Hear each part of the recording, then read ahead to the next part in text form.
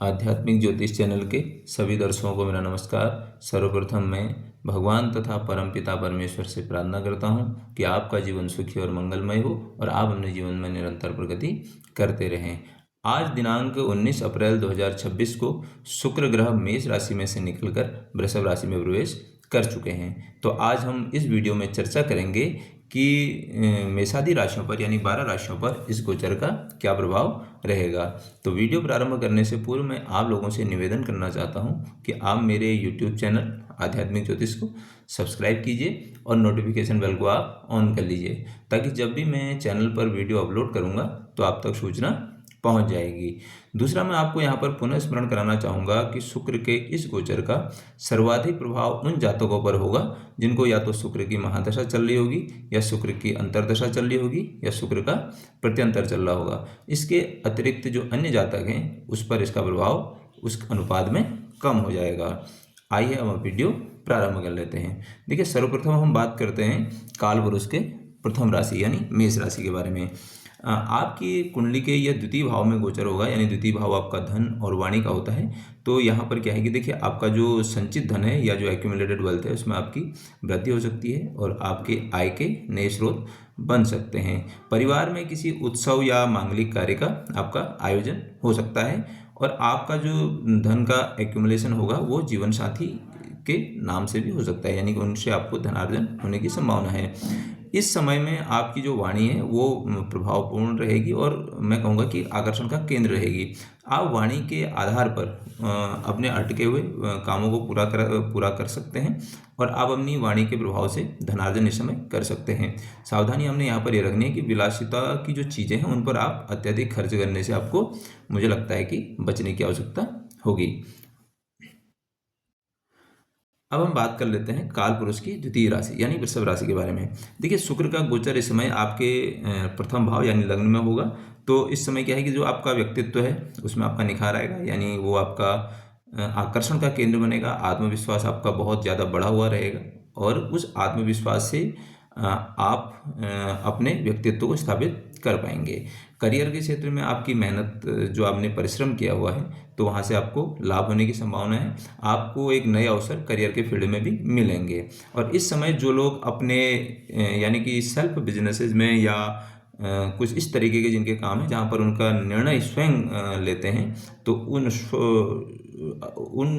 क्षेत्रों में उनको लाभ होने की संभावना है। यानी कि जो स्वार्जित आपका करियर है उसमें बहुत अच्छा आपको लाभ मिल सकता है, और स्पेशली जो व्यवसाय के क्षेत्र में है। जीवन साथी के साथ आपके मधुर संबंध होंगे, यानी उनके साथ अगर आपका उनको हेल्थ इशू या किसी कारणवश आप चिंतित थे तो वहाँ से भी आपको इस समय निजात मिल सकती है। और जो लोग विवाह के बंधन में बंधना चाहते हैं या विवाह की ओर अग्रसर हो रहे हैं, तो उनके लिए इस समय नए रिश्ते उनको मिल सकते हैं। इस समय आप शारीरिक और मानसिक रूप से ऊर्जावान महसूस करेंगे। अब हम बात करते हैं काल पुरुष की तीसरी राशि मिथुन राशि के बारे में।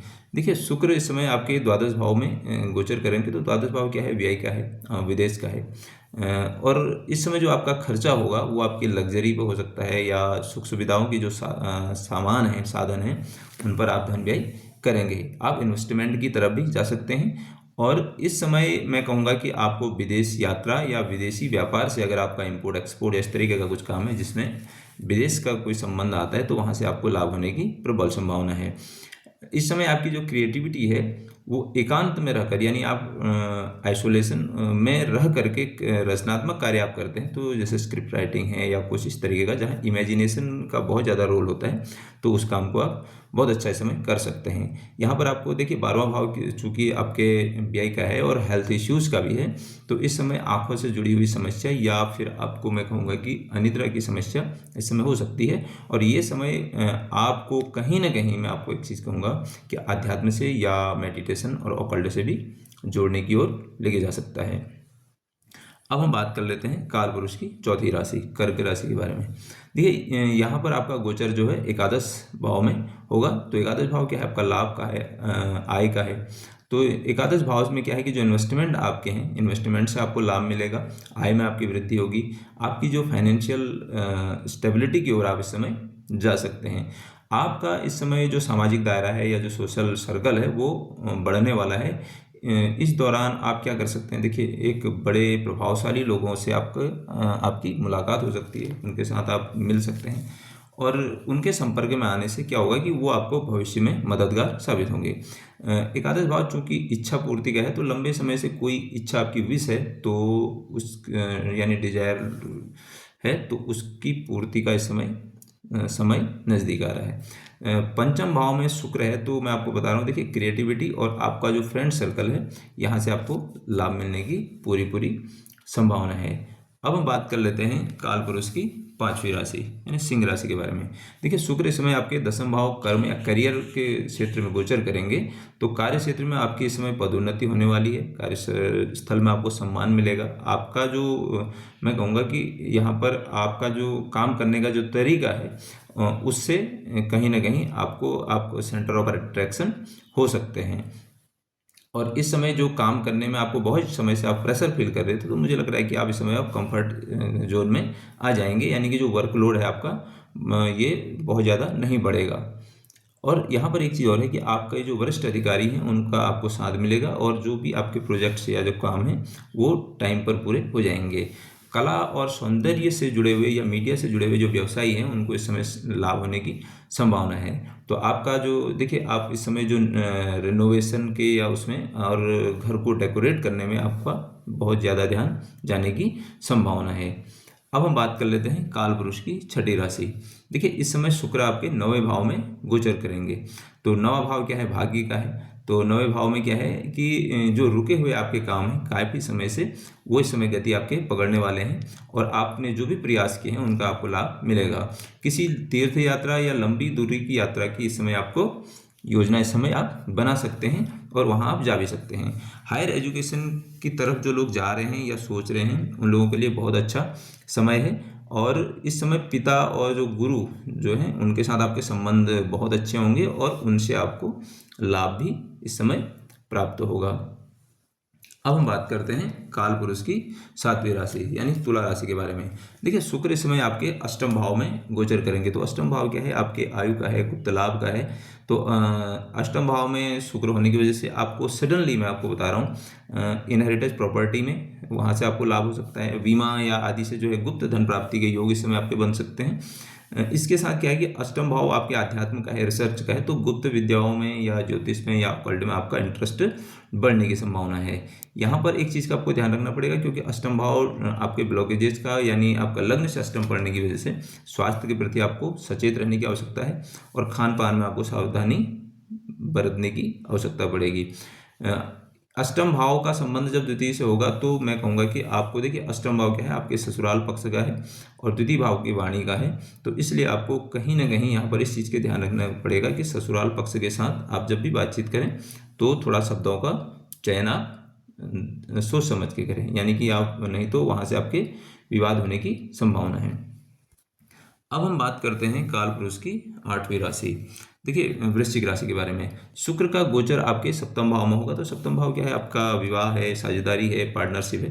तो सप्तम भाव में अगर शुक्र का गोचर होगा तो आपके जीवन साथी के साथ संबंधों में जो है एक मैं कहूँगा कि उसमें मधुरता आएगी और वो संबंध आपके ठीक होंगे, यानी अगर आप किसी कारणों से उन संबंधों में अप्स एंड डाउन्स हो रहे थे तो यहाँ पर वो ठीक होने शुरू हो जाएंगे।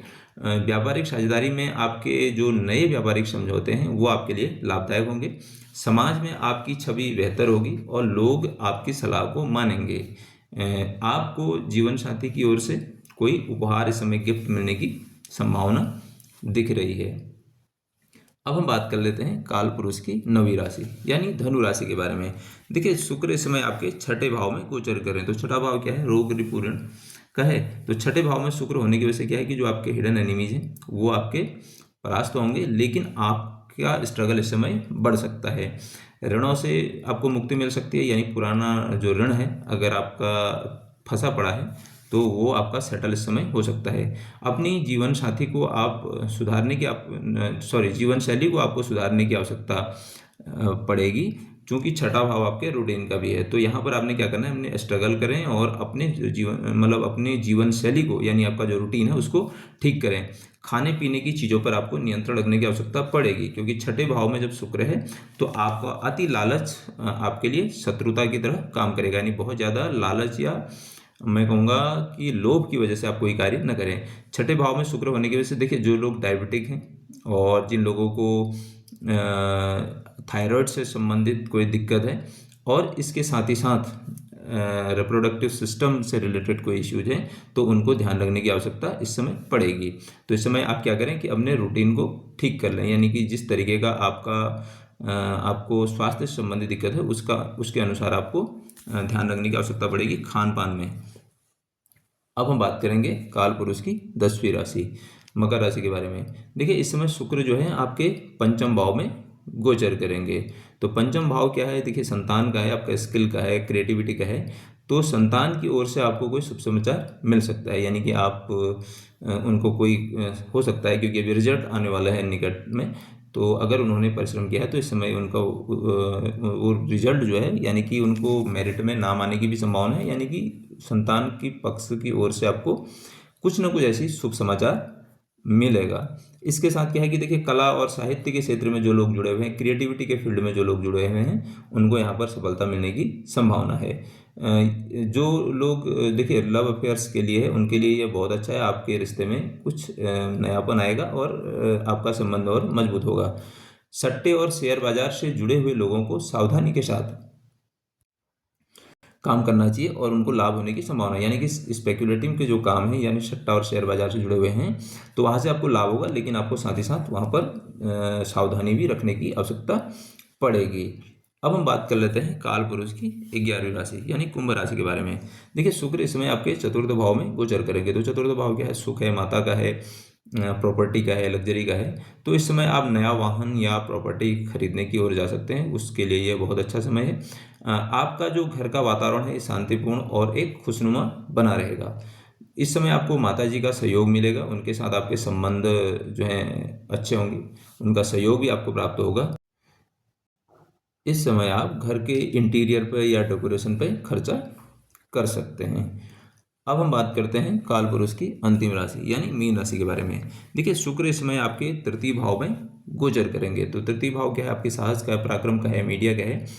और तीसरे भाव में अगर शुक्र गोचर कर रहे हैं, तो ये आपका क्या है कि छोटी छोटी आपकी यात्राएं बन सकती हैं, यानी कि छोटी छोटी यात्राएं जो आपके घूमने फिरने को लेकर के हो सकती हैं। आपका लेखन और संचार कौशल जो आपका है कम्युनिकेशन स्किल में, उसका इम्प्रूवमेंट होगा। और अगर आपका जो करियर अगर इस तरीके का है, मीडिया से या राइटिंग से जुड़ा हुआ है, तो वहाँ पर आपको लाभ होने की संभावना है। भाई बहनों के साथ आपके संबंध जो हैं मजबूत होंगे, यानी कि छोटे भाई बहनों की बात कर रहा हूँ। तो वहाँ से आपको लाभ होगा और वो आपकी मदद भी करेंगे। अगर आपको उनके सहयोग की आवश्यकता पड़ेगी तो वो आपको सहयोग भी करेंगे। आपके पड़ोसियों और जो परिचित हैं आपके, उनके साथ आपके जो है संबंध बहुत अच्छे होंगे और मुझे लगता है कि उनके साथ आप सक्रिय रूप से समय बिताएंगे। अब हम बात कर लेते हैं उपायों की। देखिए, उपायों में सर्वप्रथम मैं आपको एक चीज़ और बताऊं कि जो प्रथम उपाय है, जो विवाहित लोग हैं उनके लिए मैं कह रहा हूं, और स्पेशली पुरुष लोगों के लिए, कि जब भी आप कोई कार्य करें, उस कार्य को शुरुआत करने से पूर्व अपने जीवन साथी यानी अपनी पत्नी की सलाह अवश्य लें। और दूसरा, महिलाओं का आप सम्मान करें, उनको रिस्पेक्ट दें। जो आप की जो जैसे पत्नी हैं या उनकी हमउम्र की जो भी महिलाएं हैं, उनको मैं कहूँगा कि आपको सम्मान देना चाहिए।